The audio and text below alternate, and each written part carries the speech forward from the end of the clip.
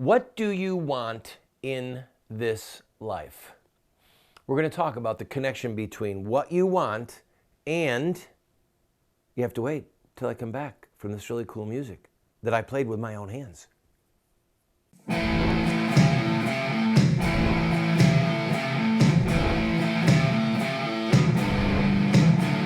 Those who forsake the law praise the wicked. Those who uphold the law resist them. Welcome to the Voice of Resistance. Here's your host, Randall Terry. And every man sits under his own fig tree. I'm quoting a passage from the Bible that actually shows up more than once. There's this concept that I believe is not only from the scriptures, but really and truly is echoed in the human heart.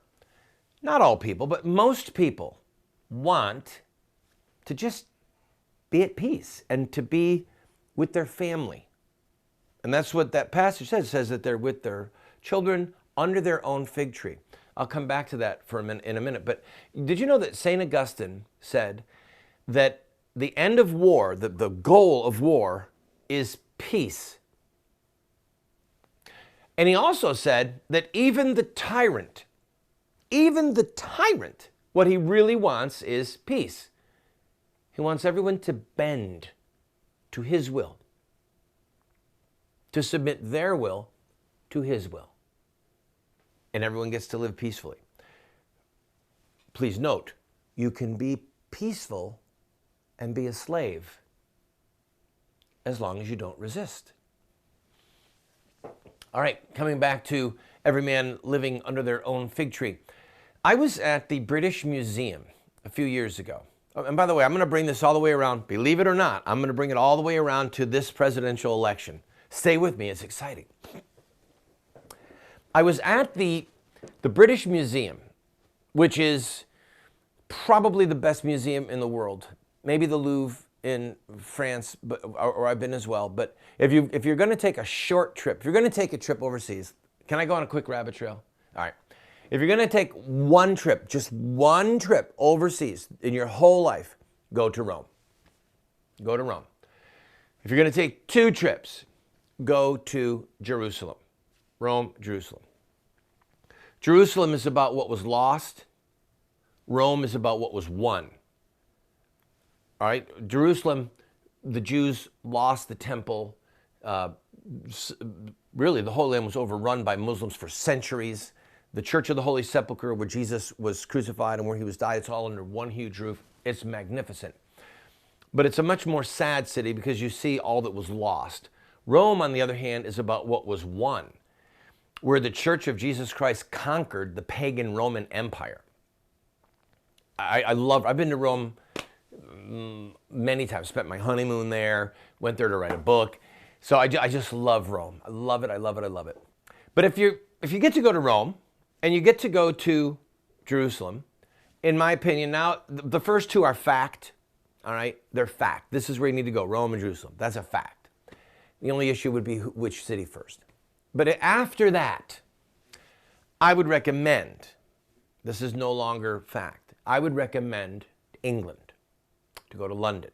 Some people would say to go to France, and I'll let that be open for debate. Some people would say to go to Ireland for very parochial reasons. Some would even say to go to Scotland. And I've been to all of them, by the way. Been to all of them years ago when I had big staff and lots of, never mind. Anyway, back to the British National Museum of Art. It's wonderful. It is magnificent. Oh, I hope I get to take our boys there. It's just incredible. So you get to go to these various rooms, like this wing, I say room, this wing is the Egyptian wing, where they brought various archives, I say archives, massive structures from Egypt. When the Union Jack never said anywhere, the British basically stole whatever they wanted. That's just the way it is, and it's in the British Museum. That's the fact. Then you've got the Babylonian wing. You've got the Syrian wing, you've got the Assyrian wing. It's amazing. It's absolutely amazing. And then you have I need to take a break, don't I? All right, we're going to juxtapose the Egyptian wing and the Babylonian wing and the Assyrian wing with the Israelite room. It's a room, a little room, not barely any bigger than this studio. And I'm going to explain to you why when we come back. But as I said, I'm going to bring this all the way around to this year's election, and every man sitting under their own fig tree. Don't go away.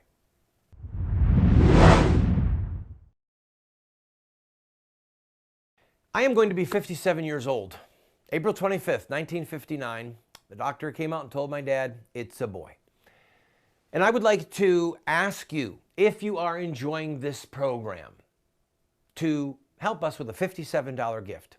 Yes, I am stooping that low, where I am actually using my birthday as a fundraising tool.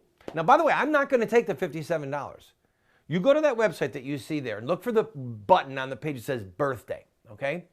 And if you want to get one of our books, I'll autograph a book, I'll send it to you, I'd be happy to do it. But this is to basically pay for the show. We do not make money off of this. This is a labor of love to get this word out on over 130 stations around the country, but it takes money. The equipment takes money, paying Bobby Sue and Billy Bob, it takes money. So if you're blessed by this program, I ask you in honor of my birthday to give a $57 contribution to the Voice of Resistance.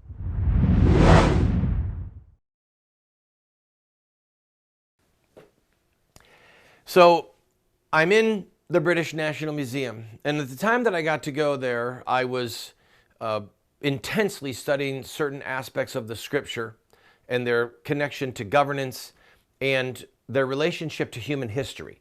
How the covenantal relationship of God with man, with individuals, but also with nations, how that played out in human history.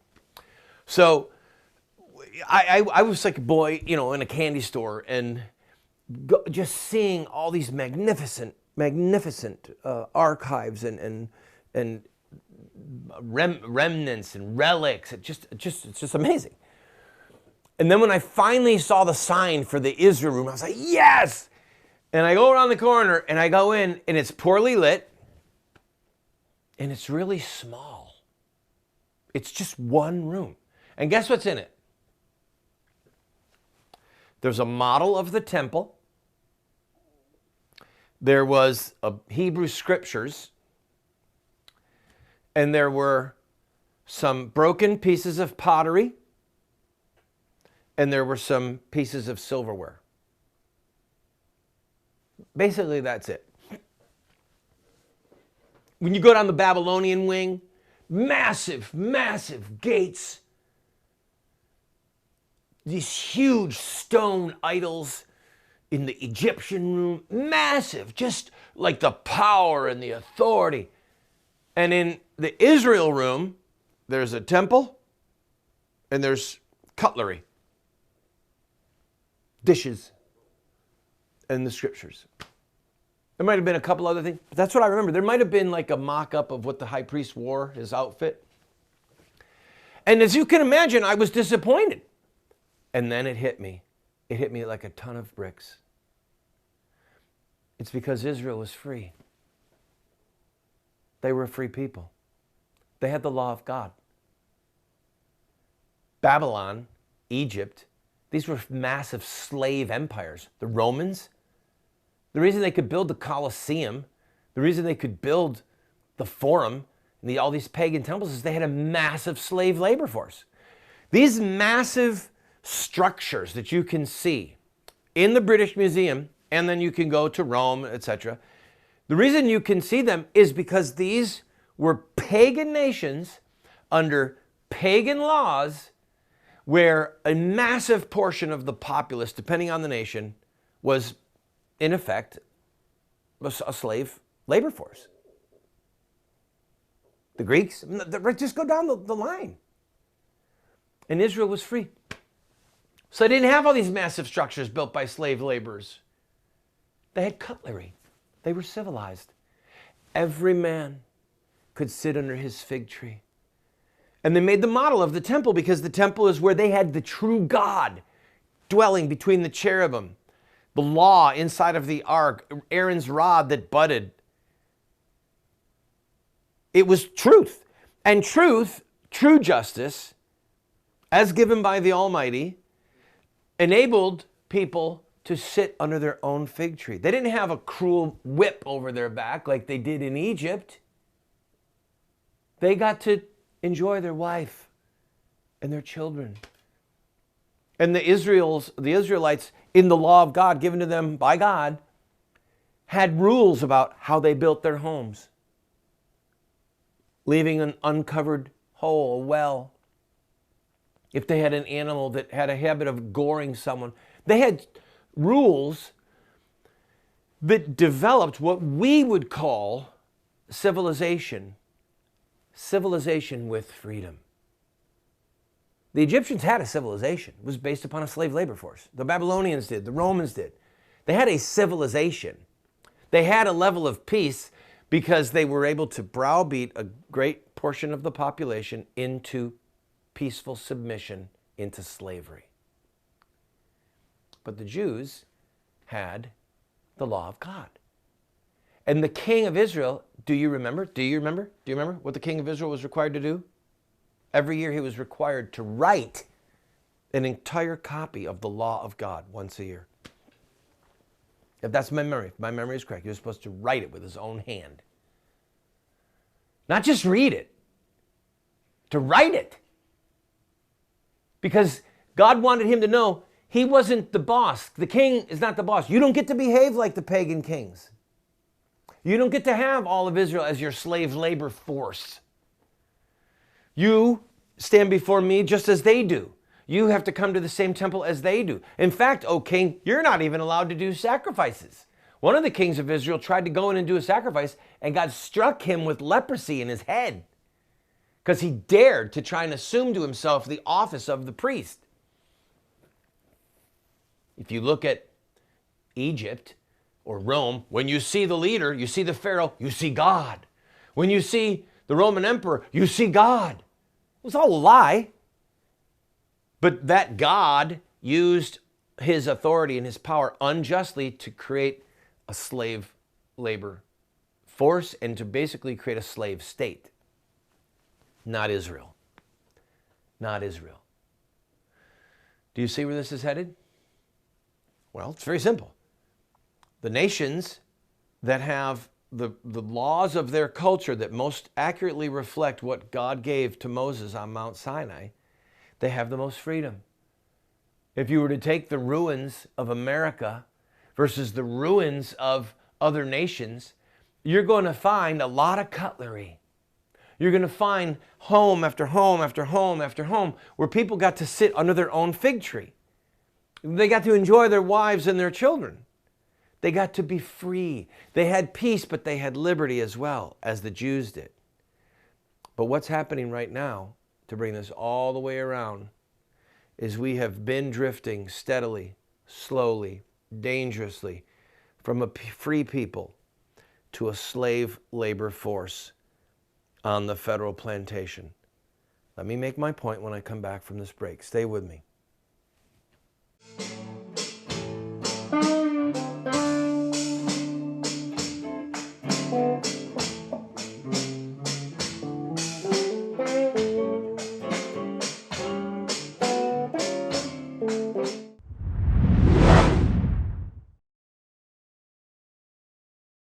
Friend, this program is supported by friends like you who believe in what we are doing. We run a very tight ship.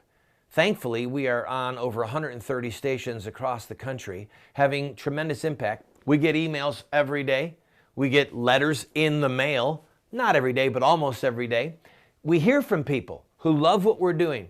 What people don't understand is that it's sort of expensive to produce a television show like this. It doesn't require earth-shattering funds, but it does require financial help. So I am asking you, if you enjoy this program,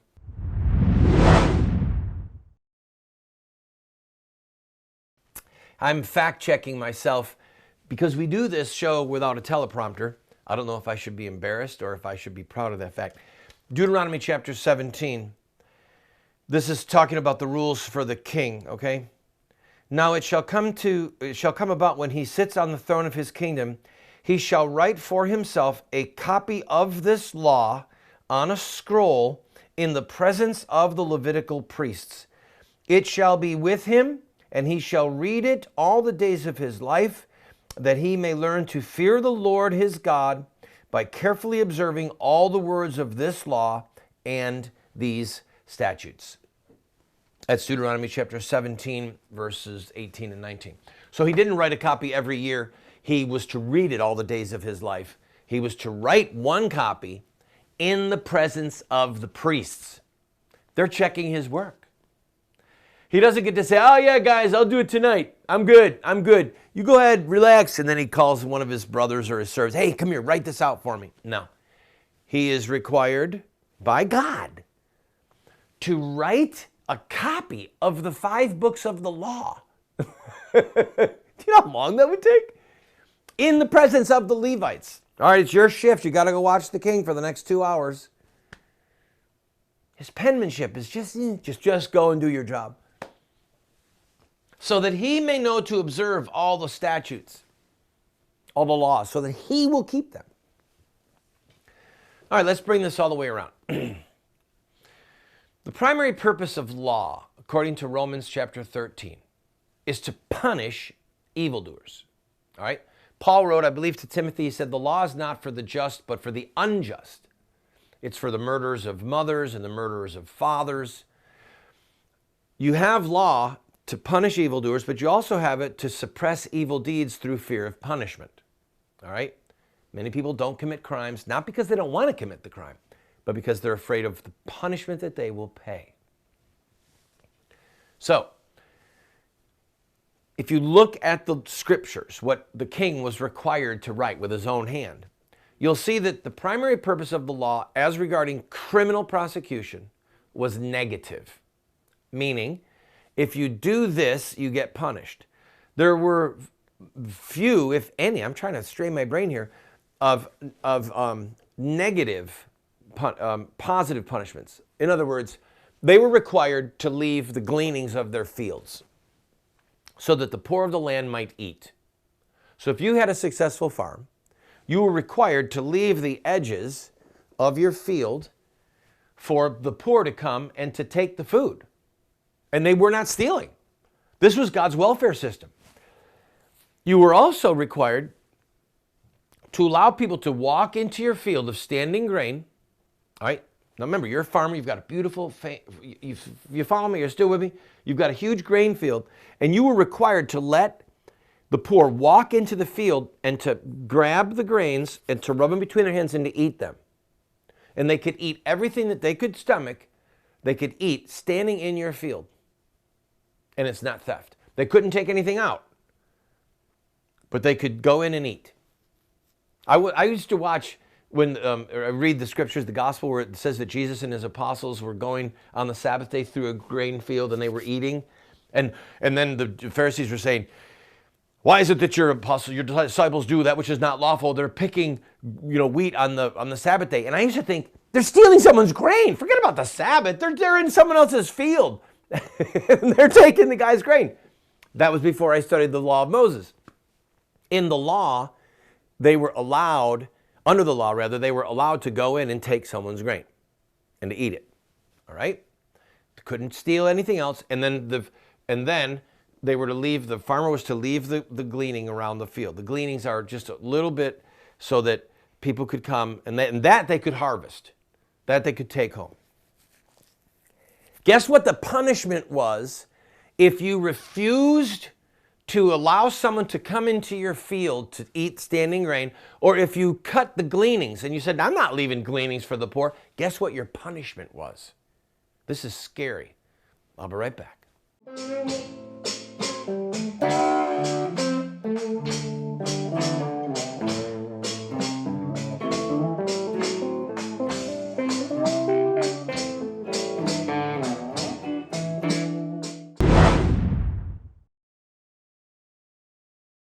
I am going to be 57 years old on April 25th.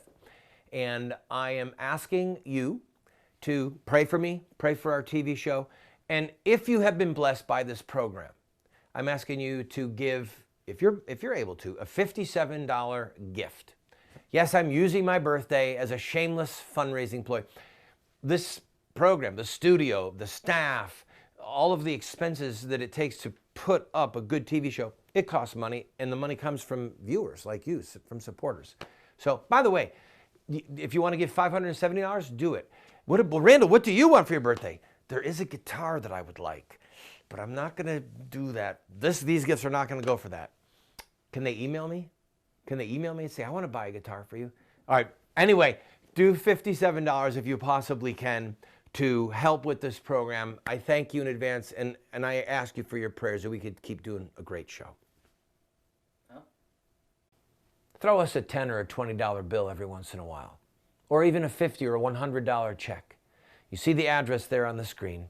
Your gifts are not tax deductible, by the way, because we want to be able to say what we want to say regarding politics without the IRS telling us no. So if you like the program, I ask for your support.